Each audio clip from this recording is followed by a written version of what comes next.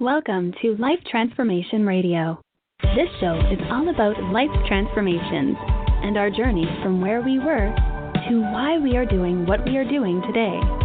We will discuss the hiccups, the roller coasters, and the blood, sweat, and tears that has been poured out while discovering our purpose. It is all about our transformations. Here is your host, Sean Douglas. Happy Veterans Day to everybody listening to the show. I want to thank those who are currently serving and who has served in the past. Thank you so much for all that you've sacrificed in your service. I want to welcome everybody to an amazing episode of Life Transformation Radio. I'm your host, Master Resilience Implementer, TEDx speaker, business positioning strategist, and international best-selling author, Sean Douglas. This show is currently heard in over 90 countries. So whether it's your first time joining us or you've been listening to us for some time, I want to thank you to those who are listening from around the world. Life Transformation Radio is all about our transformation. Here, we tell the stories of why we're doing what we're doing, highlighting that transformational moment that changed our lives and how we use it to then transform others and elevate their lives as well. You can listen to us live right here on the Blog Talk Radio Network, Tuesday through Friday, 5:30 p.m. Eastern Time. You can also join our Facebook group at Life Transformation Radio Community and never miss an episode by subscribing where you listen to podcasts. Life Transformation Radio is heard on Apple Podcasts, Stitcher, Spreaker, Spotify, TuneIn, Player FM, Radio Public, Pocket Cast, Overcast, Castbox, Himalaya app, Google Podcasts, available on Pandora, and you can subscribe to us on our YouTube channel at Life Transformation Radio. On the show, my guests are entrepreneurs, speakers, business owners, coaches, podcasters, authors, amazing human beings that are impacting the world around them. And my guest today does exactly that. If you have any questions for any of the guests that I bring on the show during our live broadcast, go ahead and give us a call at 657-383-1109. Again, the number is 657-383-1109. And with that, please help me welcome to the show my amazing guest for today, author Steve Snyder. Steve, welcome to Life Transformation Radio. Well, thank you very much, Sean. I'm glad to be here. Happy Veterans Day. Thank you so much. Same to you. I appreciate you coming on the show. And when I read the email, I was like, holy smokes, I got to get this guy on my show, because the story is absolutely incredible, and it really is close to home for you. Oh, I'll say. Yeah, without a doubt. Without a doubt. Oh, yeah, man. And so, I'm excited because it is Veterans Day, and I really, really wanted to have this type of story on Veterans Day. I thought it was very fitting, very honorable to do that. So, again, I really appreciate you coming on. The title of the episode is Shot Down, a Veterans Day Story with author Steve Snyder. He's a UCLA graduate and in 2009 retired from Vision Service Plan after a 36-year career working in sales and sales management. He then began his quest to learn more about World War II experiences of his father, pilot Howard Snyder, and the crew of the B-17 Susan Ruth. It became his passion, and after 4.5 years of dedicated research, resulted in his book, Shot Down. An Amazon #1 bestseller and recipient of more than 25 National Book Awards, Shot Down is set within the framework of World War II, and it's in Europe, and set in Europe, and recounts the dramatic experiences of each member of a 10-man B-17 bomber crew after their plane, piloted by author Steve Snyder's father, was knocked out of the sky by German fighters over the French-Belgian border on February 8, 1944. Some men died, some were captured and became prisoners of war. Some men evaded capture and were missing in action for months before making it back to England. Their individual stories and those of the courageous Belgian people who risked their lives to help them are all different and remarkable. Steve is a member of numerous World War II organizations and past president of the 306 Bomb Group Historical Association. He keeps busy making PowerPoint presentations to all types of organizations and attending air shows around the country, signing copies of his book. You can look at his website at stevesnyderauthor.com. Facebook, YouTube, LinkedIn, and Twitter right there in the show notes. You can connect with them on your favorite platform, send them a friend request, letting them know that you listened to this episode of Life Transformation Radio. Steve, the first question that I have to ask, and I believe is the most important question you could ever ask, is why? Why did you write the book? Why do you do what you do? Steve, are you still there?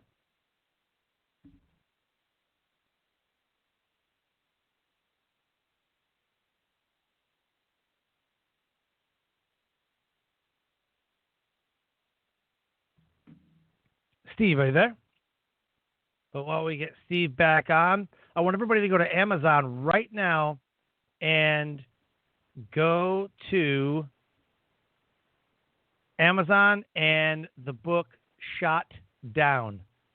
It's available on Amazon. And if you go to stevesnyderauthor.com, you can check out everything that he does with all of his associations that he's a part of. You can read more about the book, and you can see exactly what he's doing there with all of the attending the air shows, and you can get a copy of his book. So, Steve, Can you hear me, Sean? I can hear you now. The power just went out in my house.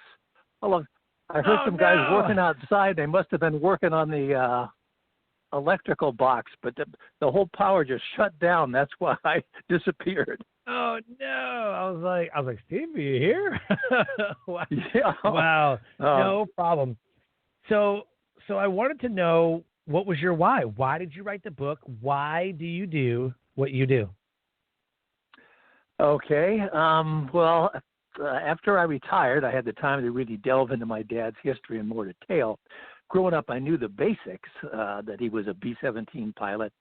He was stationed in England with the 8th Air Force. His plane was named the Susan Ruth after my oldest sister, who was 1 year old at the time that he went overseas.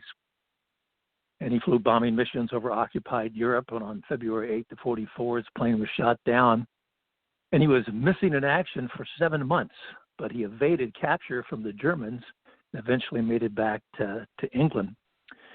And after I retired, I just wanted to learn more details. My parents had kept a lot of material about the war years, and I just wanted to organize that and see what else I could learn. And there were 2 items that were really significant. One was a diary that my dad wrote while he was missing in action about his plane being shot down, which is absolutely riveting. It's in the book. And the other item were all the letters that my dad wrote to my mother while he was stationed in England before being shot down.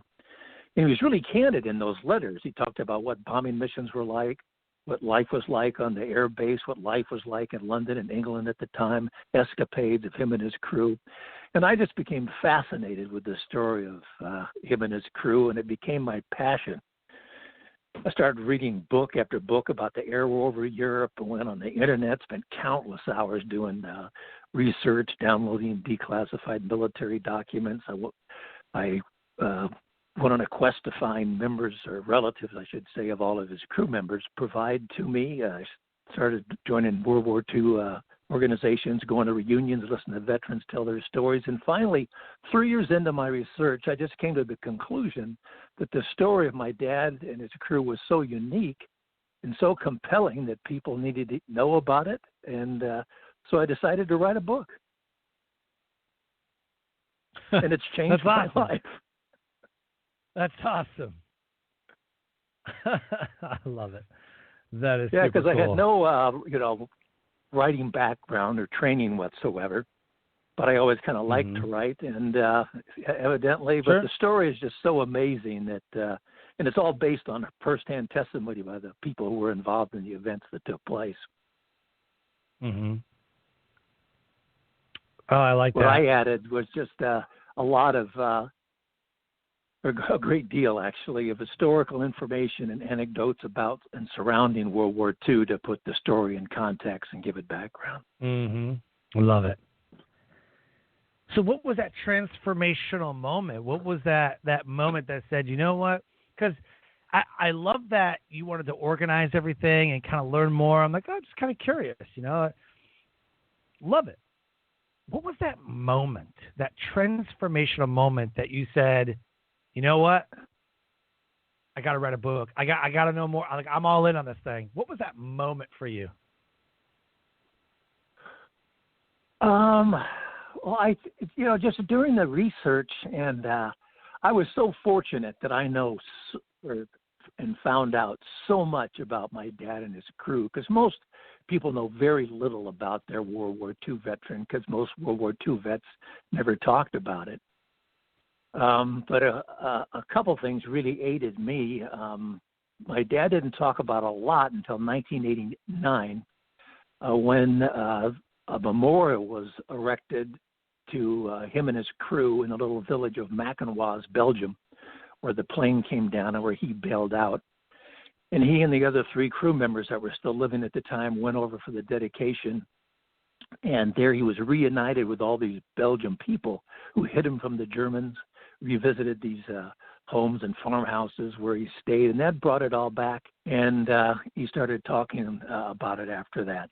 And then 5 years later, in 1994, I made my first trip over to Belgium. I've been there 6 times now. And that's when it became personal for me, because I got to see all these things firsthand. But I was still, younger with a family and busy working. And so although that made a definite impression upon me, when I started this research after retiring, I had no intention of writing a book whatsoever. But the story is just so amazing that I just felt, an obligation to tell it. There's been a lot of books written about the air war over Europe, and most of them either real large in scope. They're about all these bomb groups and all these missions, or they're about one man's story, perhaps just being a prisoner of war. But the shot down story encompasses, what happened to this one crew, and about anything that could happen to an airman happened to my dad's crew. Mm-hmm. And then also what's unique about it is it's about all these Belgian people that risked their lives trying to help them. And those people that helped my dad and other members of their crew were unbelievably courageous people, because they not only risked their lives, but those of their family and even friends, because of the German secret police. The Gestapo found out about it. They would be arrested, tortured, and either shot or sent to a concentration camp. Mm-hmm. And some of the people who helped my dad and other members of his crew did meet that fate. Wow. I mean, we watched the movies. There's movies like the Enola Gay and Memphis Belle, and we Pearl Harbor. I mean, we watch all these movies, but just to hear it, and to know someone. I think it's a little bit different when you actually know someone. Like I was there. I think it's a lot different, and I think it holds a lot more context, to the moment, because we watch things on TV. It's like, it's just a movie, But for some people, it was really real. Like we were there. So, I love that. Like how it's set up, because not only do you talk about the moment that it was shot down by the Germans, but the people that were involved. You could have just wrote the book about the crew and how they did this and this and this, but you also talked about on the French-Belgian border, the French-Belgian people, and they all helped them either escape or hid them or, ensured their safety. So I think that's super cool, because I think that's a big part of the story that might have been missed. Oh, absolutely. And I probably wouldn't have written the book if it wasn't for 2 Belgian gentlemen Dr. Paul Delahaye and Jacques Vallot. They were young boys during the war, and they saw firsthand the atrocities committed by the Nazis against their family and friends. And later on in life, they became local historians. They interviewed all these Belgian people and members of the Belgian underground. And they documented their testimony about events that took place involving my dad and his crew. And they gave me unbelievably detailed information and pictures as well, photographs. Would have been lost forever without their dedicated research. So I owe them a huge debt. And there's over 200 time period photographs in the print book, so you can visualize everything you're reading about, many of them taken by Belgian people during the war in 1944. That's amazing. Two of those men encouraged you to write the book, and I'm sure their stories were, from their point of view, absolutely just powerful and breathtaking. So I want to talk about. It was from their point of view, the Belgians' point of view. Firsthand testimony. Documented. Testimony. Yeah. Wow. What I want to talk about is the book. Like, maybe people don't know who the Susan Ruth is. They may not know. I mean, some younger people may not even have heard of the Memphis Belle or any of the ones that the movies portray, and why they named those planes the way that they did, because they don't really do that anymore. I'm active duty Air Force, have been for 20 years, and we don't really name planes the way that we used to. And so I've always been a crew chief on F-15s, and then I went and I've worked F-16s, I've worked A-10s, I've worked F-22s. It has a name, but we didn't put graphic art on the side of the airplane like we always do. There's nothing on the airplane that denotes like what it is, who the name, it's on its forms. We look at the forms in the book before you go out to the airplane. You look like, oh, that's the name of the airplane. But nobody even really, like, you ask most of these guys, like, what's the name of the airplane? I don't know.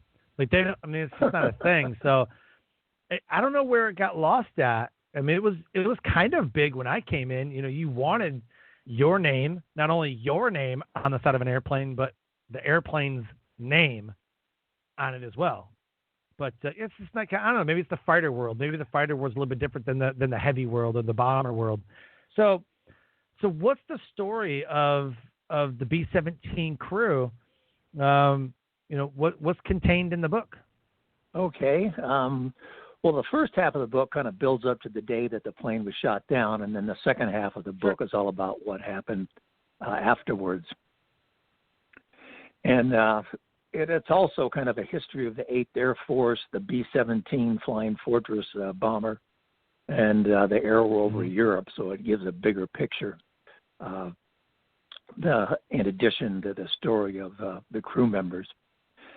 But it was on a mission to Frankfurt, Germany, on February 8th of 1944, where the B-17 Susan Ruth, again named after my oldest sister, who was 1 year old then, dropped its bombs successfully, but their bomb bay doors got hit by anti-aircraft fire, German anti-aircraft fire called flak. And they couldn't get the bomb bay doors back up, and as a result that caused a drag on the plane. And they lost airspeed and fell behind the bomber formation that was heading back to England to their bases. And as a result, they became easy prey for German fighters. And 2 German Focke-Wulf 190s just came in for the kill like, wolves or lions to prey. Mm-hmm. And in the ensuing air battle, the Susan Ruth was shot down. 2 of the 10-man crew were killed in the plane, and the other 8 bailed out successfully. But both those 2 German pilots were shot down as well. One fighter was piloted by Siegfried Merrick, and the plane crashed, and he was killed in the plane. And the other was piloted by Hans Berger, who was able to bail out and made it through the war. How did you know who those pilots' names were? How'd you know who those pilots' names were? Well, that's a pretty good story in itself. All my dad knew, and all the U.S. Air Force knew, was that the plane was attacked by two German Focke-Wulf fighters, and that's all I thought I'd ever know. But one day during my research, my wife just casually said, "Well, why don't you try to find the German pilot that shot down your dad's plane?" And I thought, oh, she's naive. She doesn't know what she's talking about. It's ridiculous. There's no way in the world I'll be able to find him. I figured most likely he died during the war, or it's 70 years later. He's passed away by now. I can't speak German, so what's the point? But like a good husband, I did what she told me to do. And I found Hans Berger. I Googled trying to find a Luftwaffe pilot. A couple forums came up, which I joined, and I posted inquiries because I knew the day the plane was shot down, the time of day, and the location. And in a week, two guys got back to me, one from England and one from Belgium. And on that day, there were 12 B-17 shot down, and the one shot down south of Chimay, Belgium, right near the French border, was shot down by Hans Berger. And then I found out that the gunners on my dad's plane shot Hans Berger down at the same time. They shot each other down. Oh, my God. Unfortunately for me, Hans became a translator after the war, so he speaks perfect English. So,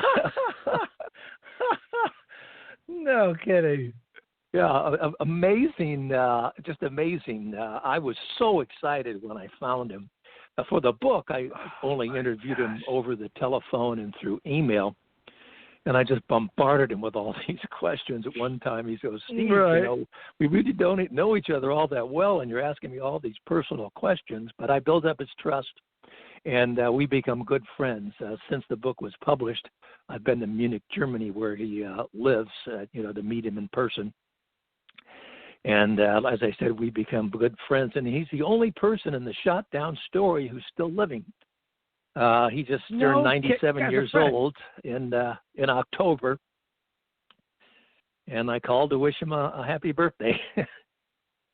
That's great. Like, this guy shoots down your dad's plane, and 50 some odd years later, 60 some odd years later, you're like, "Yep, we're friends." That's incredible. Yeah, it's absolutely incredible. I filmed an interview with him on one of the trips. We had a camera crew. In fact, I've made a little 13-minute documentary about the shot down story. But, he says that, we sat there and he's going, "It's incredible that we're sitting across from each other, and he's, shot down my dad's plane, and then the gunners on my dad's plane shot down him." But a lot of people ask me when I'm out speaking and signing books, like, "Well, don't you hate this guy that shot down your dad's plane? He's the enemy." And really, no. I felt a personal connection with him from the get-go. To begin with, really, he was pretty much just like the U.S. airmen. He was 20 years old, fighting for his country, trying to do a job and trying to stay alive. He said it was unfortunate they had to be firing and shooting at each other, but that was war. And at one point in time, Hans' life's path crossed my dad's path, and there was no other moment. World War II was the defining moment in my dad's life, like I think any guy who fought during World War II. And so, Hans is part of my dad's story, part of his life, and I felt a real kind of kinship with him, and we've hit it off and had a few beers together. And did your dad and him ever meet? No, my dad wasn't the last crew member to die, but he was the oldest at 91, which was in 2007. And I didn't decide to write the book until 2012, and I didn't come across Hans until 2014. Oh, got it. Okay. Yeah, fair enough. That's incredible. I cannot believe that even happened.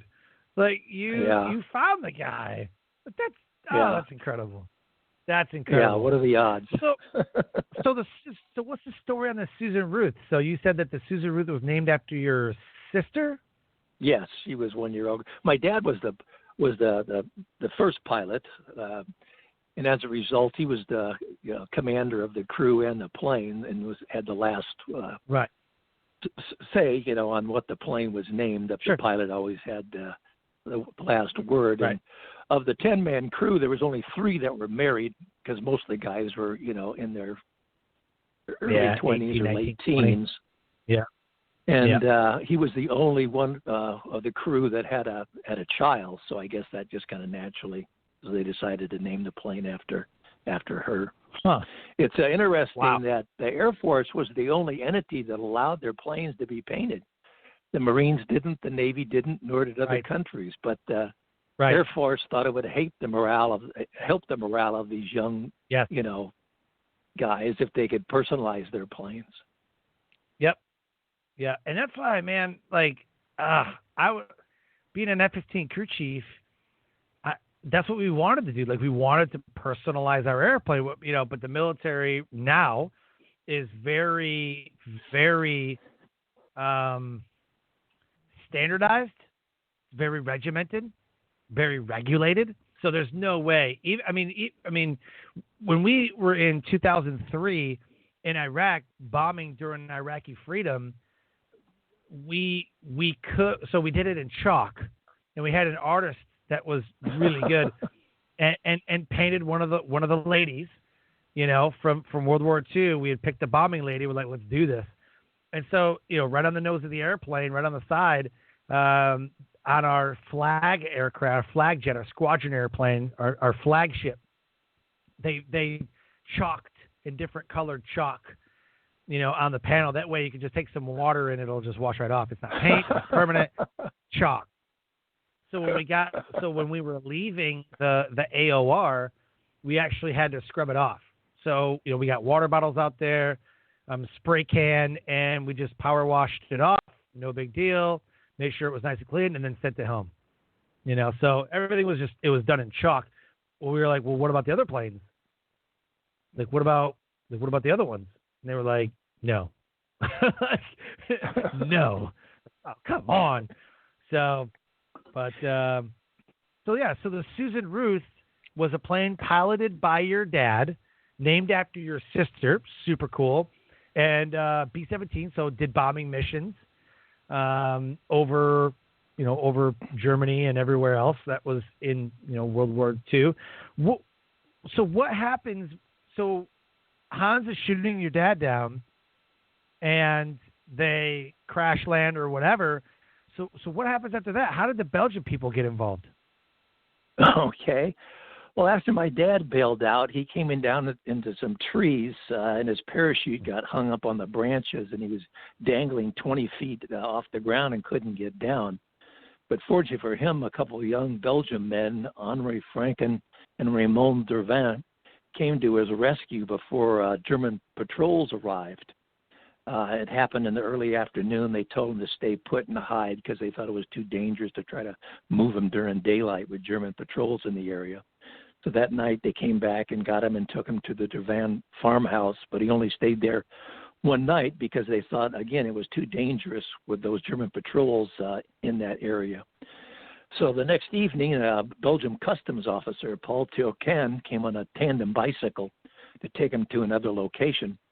And after that, he was moved from place to place to place. How long he stayed at any given location depended on how brave the people were who lived there and how dangerous the Belgian underground thought it was for him to stay there. He might stay one night. He might spend 6 weeks at a location. And there's several instances described in the book that he was almost discovered by the Gestapo, which are pretty thrilling.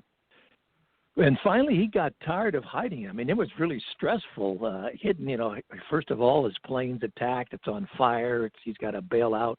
Comes down in a foreign country, has no idea where he is, doesn't know what happened to his buddies on the crew, can't communicate with the U.S. military, and here he's being helped by complete strangers. They can't speak each other's language. He has a little French-English dictionary and his escape kit that he could refer to, and any one of these people could be a collaborator and turn him over to the Gestapo.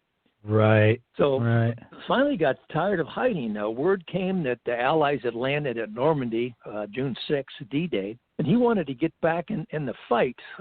Unlike most airmen, before he volunteered for the Air Force, he was in the Army for a year.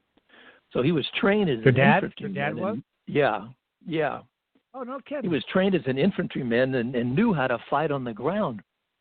And he thought it was his duty to get back in the fight because there's other, his countrymen are out there giving their lives, and which was extremely dangerous. The safest thing for him to do was just to stay hunkered down and hiding and wait for the U.S. armies to come up through France to liberate that area. But, I don't know. He was pretty brave and pretty courageous to decide to join the French resistance to fight against the Germans. And the French resistance, they were called the Maquis. They were made up of ragtag, small, independent guerrilla groups spread all over France, and they harassed the Germans. They sabotaged communications or disrupted communications, sabotaged railway lines, attacked convoys, assassinated German officers, and they got their instructions from the British over the BBC through coded messages, and they were also supplied by the British through airdrops.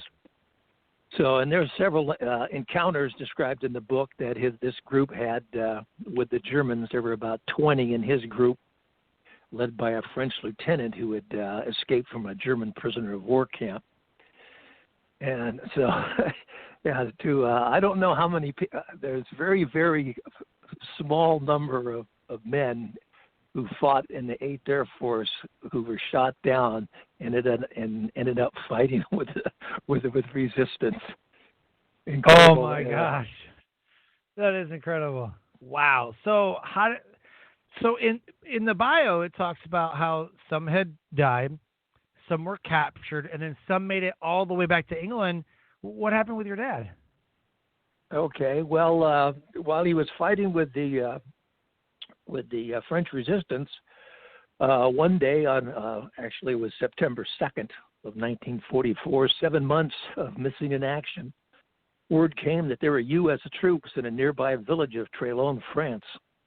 So we walked into the village, into the town square, went up to an army major. Actually, it was an element of Patton's Third Army, which had come up through France after D-Day, and he identified himself, and they interrogated him to make sure he was who he said he was, and when they were satisfied, he hopped a ride on a convoy that was taking German prisoners to Paris. And then from Paris, he hopped on a C-47 and got back to England and reported to his base with the 306 bomb group at Thurley, England, where he sent my mother a telegram saying he was fit as a fiddle and to bank the money, honey, because he had all that back pay coming. Bank the money, honey. Oh my goodness, that's amazing, man. What a cool story.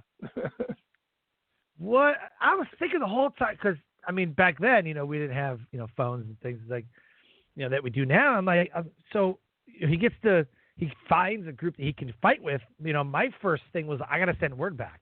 Somehow, I got to send word. Either back through back channels, like through the Brits, down to wherever.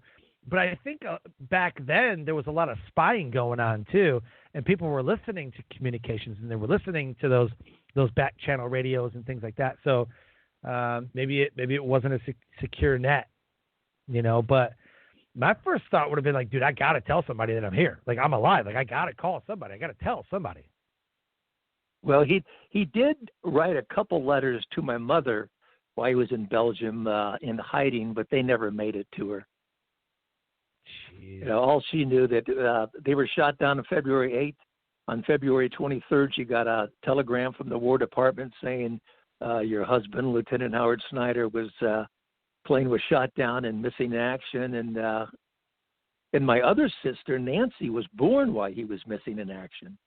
So that was really tough on my mom because she was back in Pasadena, California, with a 1-year-old baby girl, Susan Ruth, and then an infant girl, Nancy. And here she has these 2 little girls and never know whether she's going to see her husband again.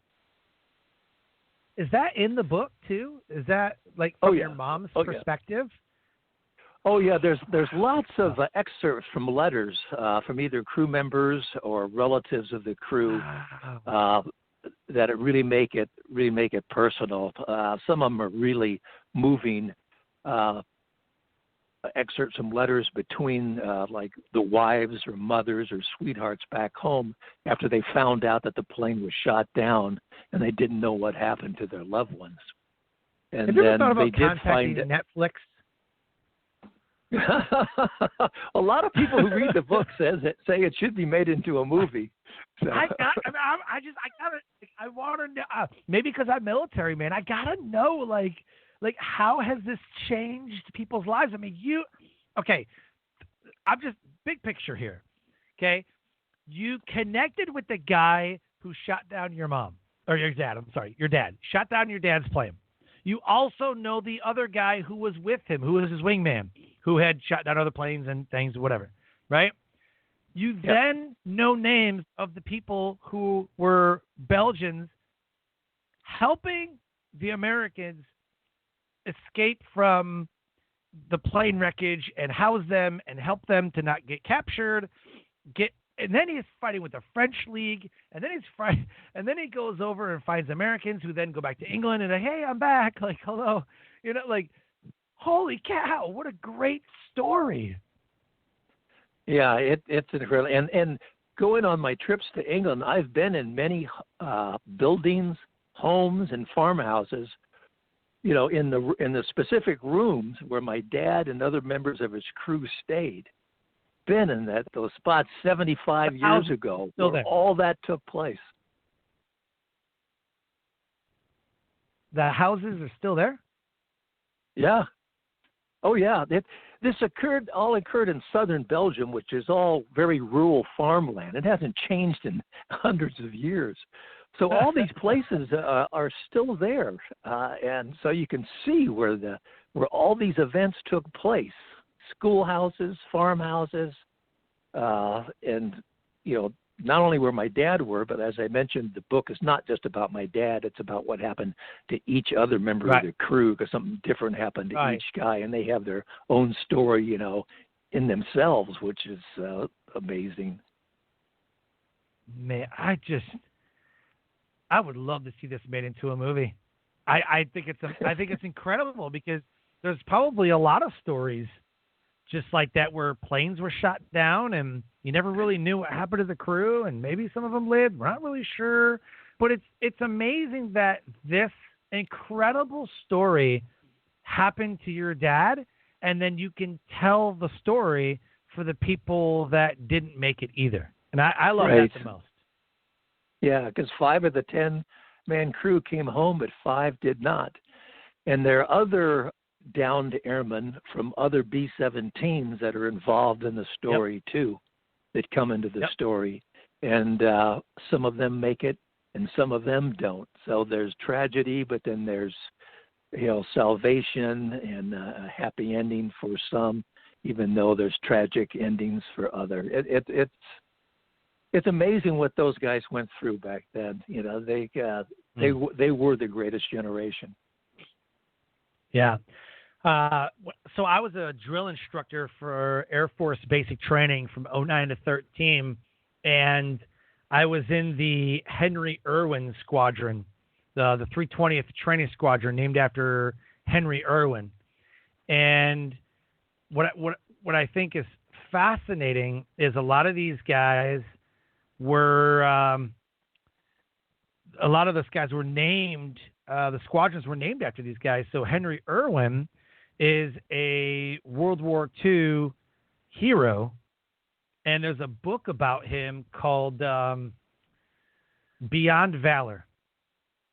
It's called Beyond Valor, and it talks about, and when we go and listen to and read Air Force history, this guy, Henry E. Irwin, is in there.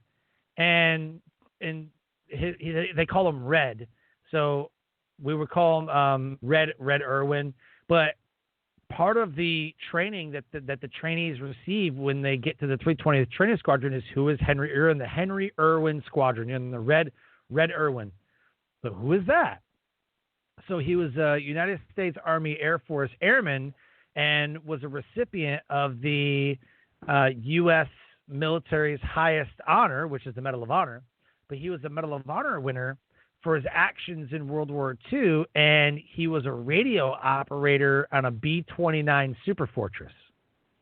And what happened during World War II was that they were flying over Japan and suffered severe, like, third degree, if there was a fourth degree burns, but severe burns on his body and his hands because there was a midair accident that was happening. So a smoke bomb burst in his airplane. They had smoke bombs. It burst in his airplane, and in order to save the crew, he grabbed it while it was going off. He grabbed it and threw it out of the airplane. And so he got the Medal of Honor because he saved his entire crew. And I don't know how many people maybe would have done that, but the story goes that they were on an attack on a chemical plant north of Tokyo, and there was a phosphorus smoke bomb, and phosphorus is very, very dangerous. It burns through everything. Well, it was burning through the bottom of the plane, and so he grabbed it and threw it out of the airplane in midair, and it burnt his whole body. Oh, gosh. So, and that hasn't made it to a movie. You know, I mean, there's talks about it, but I mean, there's so many stories from World War II and, you know, from other wars. You know, both my grandfathers were in the Korean War, and my grandfather was an ammo driver, and he wouldn't talk about it. Neither of them do, but specifically my mom's dad would never talk about it. He was an ammo driver. He drove ammo to the front lines and drove bodies back from the lines. Oh, boy. And that's all he said he'd do. He goes, that's what I did. I'm like, what was it like? What was it? He's like, I don't want to talk about it. And would just get up and walk away. He just didn't want to talk about it. He spent years in the Army, years and years in the Army. And he would only talk about him doing KP. He'd only talk about him getting in trouble. He'd only talk about some of the guys that he served with, but that was it. He would never talk about any of the action he saw, the people he lost. He would never talk about it, ever. So, and my other grandfather was an infantryman, and he would never talk. I was like, so did you really shoot anybody? Like, did you see it? He's like, I'd rather not talk about it. Like, there's things that they saw that they just don't want to talk about. And I'm sure your dad's the same way. I'm sure he doesn't want to talk about a lot of it, right? Yeah, that's a familiar story, you know, that I hear from a lot of people. Yeah, absolutely. A lot of those guys, they just and they don't consider themselves heroes or anything. They just said we had a job to do. We went over and did it, and then we came back and got on with their lives. Same. You know, like just another day at the office. Same. Yeah, you know what? A lot of people that always tell me, like, thank you for your service, and I said, yeah, thanks. Yeah, okay, thank you. You know, like, I don't know.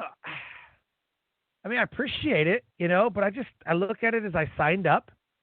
I wrote a blank check.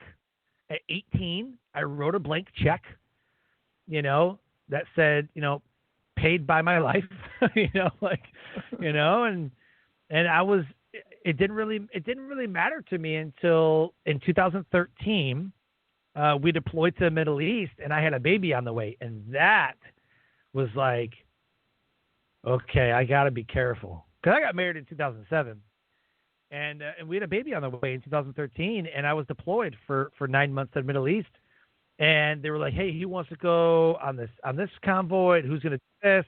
We need a guy for this, and we had all these different jobs to do, and I had to pass them up, like, I'll just stay, like, I'll just, you know, they're like, come on, man, like, you're always jumping in. I'm like, yeah, I got a baby on the way. Like, at that point, it was like, like, I have a job to do, but I also have a wife at home. You know, so like the dangerous stuff, they're like, hey, man, you know, we need somebody to do this. I'd be the number one person to volunteer. But I was like, nah, I've already done that stuff. Hey, If you need me, I'm here, you know. But I had a baby on the way. It was like, what do I do? Like, that was a very moral conflict that I had inside that I had to deal with. So there's a lot of stuff that I did super dangerous over there that maybe I shouldn't have done. But, I mean, your country needs you, you know. So, yeah, that's tough. Absolutely. Yeah. Well, I appreciate your time so much, Steve. I love the story. I think it should be made into a movie. I think that it would be an amazing story to watch unfold in a movie, and would really honor everybody involved. It would honor so many people involved, from the people in Belgium and the people from the French and the Americans, and you know, all that. So I applaud you for writing this book and winning the awards, and just, you know, in your own way, you know, being a patriot for the USA. Well, you know, the World War II was 75 years ago. It's fading in people's memory, and it's our duty just not to let that happen. You know, that's why I do what I do. Yep. And, you know, traveling all over is try to educate the people, you know, remember the air war over Europe, to honor the men who fought it, and to educate the public about it, especially the younger generations who really, you know, don't know a lot about it. It's not being taught in school. And right. As they say, if you don't remember history, you're bound to repeat it. Yep. Absolutely. Absolutely. Wow. Steve, thank you so much for being on the show. Where can people buy the book? Where do you want the listeners to go? Okay. Well, most people buy books on Amazon. So it's available as a print book, both in paperback and hardcover, that has the 200 photographs in it. But it's also available in any electronic book, ebook format, such as Kindle. And then it's also available as an Audible book, too. If somebody wants an autographed copy, they can go to my website, stevesnyderauthor.com, Snyder spelled S-N-Y-D-E-R. For people outside the U.S., a good place to buy books is at Book Depository. They have free worldwide delivery and have discounted prices. Yep. So those are probably the three main places that people buy books. Love it. Yeah, those three places. Perfect.